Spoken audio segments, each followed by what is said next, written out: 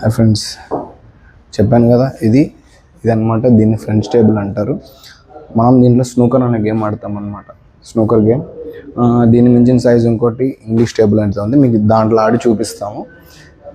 ఇది medium size, దీన్ని French అంటాము. ఇందాక మనం చూసాం కదా, అది స్మాల్ టేబుల్, అంటే అది పూల్ టేబుల్ అనమాట.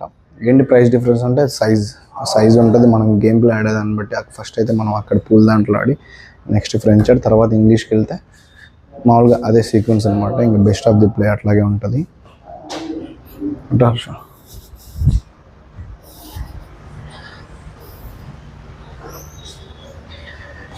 ఇదిగోండి, ఇది పూల్ టేబుల్. ఈ లైట్స్ మనం అయితే ఇప్పుడు ఆన్ చేయలేదు, మనం ఇంగ్లీష్ టేబుల్ ఆన్ చేస్తున్నాము. ఇదిగోండి, ఈ లైట్స్ ద్వారా లైట్ ఇలా పడుద్ది, మనం గేమ్ ఆడాలి. ఇది స్కోర్ బోర్డ్ అనమాట. ఇది స్కోర్